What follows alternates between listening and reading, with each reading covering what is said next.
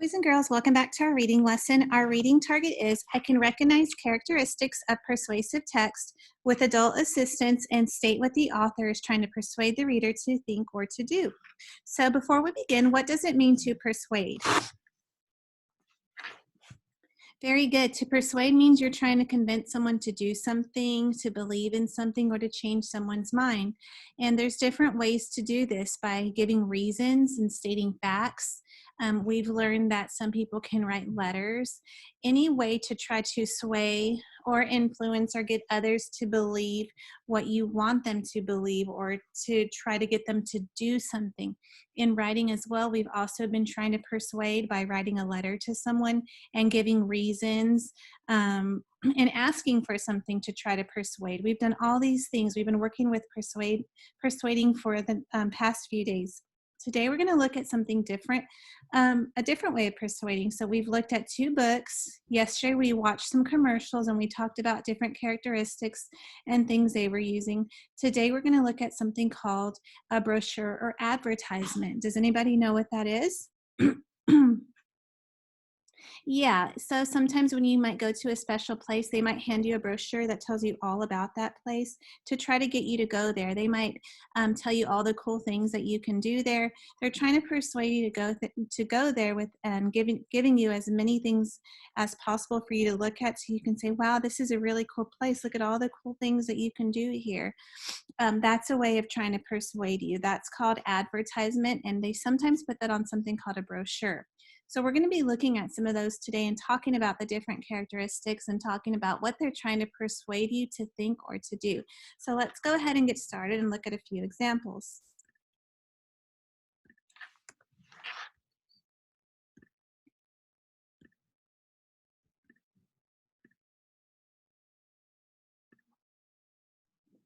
So on my screen, I have a persuasive brochure, and I'm going to read it to you, and we're going to discuss what the author is trying to persuade us to do. Okay, so it says, vote for the slide. Students, cast your vote. Choose the playground equipment you want the most.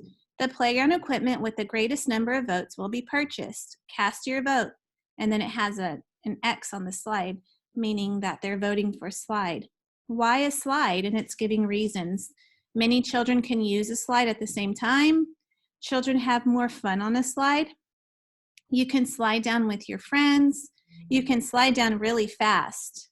So here are some characteristics that we've been talking about. They're trying to convince you by showing children, happy children in the picture, real life pictures, giving you reasons. The brochure is nice and colorful. It's really catching your attention.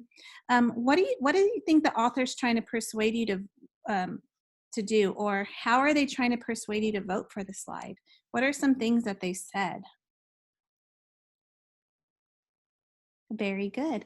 Let's look at our choices here to decide what they're trying to persuade us to do. It says, how did the author try to persuade you to vote for the slide? Many students can slide at once. Yeah, does it tell us that? Many children can use a slide. Yeah, that's a way. Swings are not liked by students. Did they say any of that? They didn't say any of that. A slide is cheaper to purchase. Which one did they say to help persuade us to vote for slide? Very good. Many students can slide at once. Correct. Very good job. Okay, let's do another one. Camp fun. Have the best summer. Here's another example of a brochure. Before I read it to you, what do you notice about this type of brochure? Again, a brochure just has information about the place that you're going to try to persuade you to go there, or trying to explain something to you with facts and reasons. So just by looking at the title and the pictures, what do you think they're trying to persuade you to do? Okay, that's a good prediction. Let's read to find out.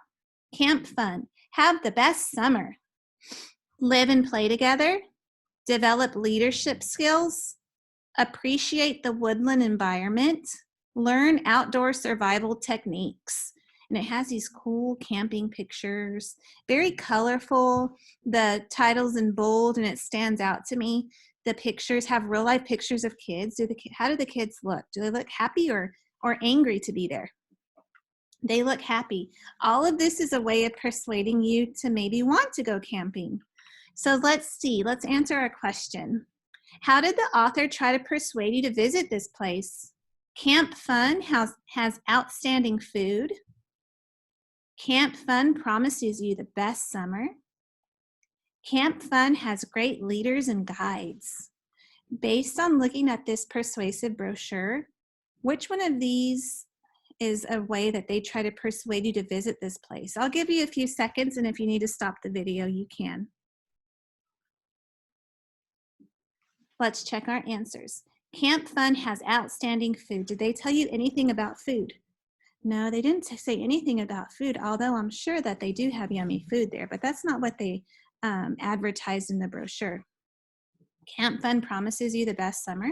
It says have the best summer. Ooh, so they're really promising to have the best summer there. They're really persuading us, aren't they? It does say that. Let's look at our last choice. Camp Fun has great leaders and guides. Did they tell you anything about leaders or guides to help you? Not really, but I'm sure they do have that there. Let's check. Are we correct? Great job. Okay. We're going to do one more together, and then you're going to get on Seesaw and you're going to do one on your own. Okay, let's do the last one together. Save energy and money. Every time someone turns on a light, the oven, or anything electrical, you use energy. Energy costs money. Learn how to save energy, the environment, and money. Okay, so far, just based on what we've read so far, what are they trying to persuade you to do? Right, they're trying to get us to save energy and money. That's the title of it. And it has this really bright brochure. They're using colors, pictures. They even have this example here with like a range of numbers. Let's read to find out what that is. 1, clean the lint filter in the dryer each time. 2, unplug electronics when not in use, which is very important. 3, turn off lights when you leave a room. Close blinds to block heat in the summer.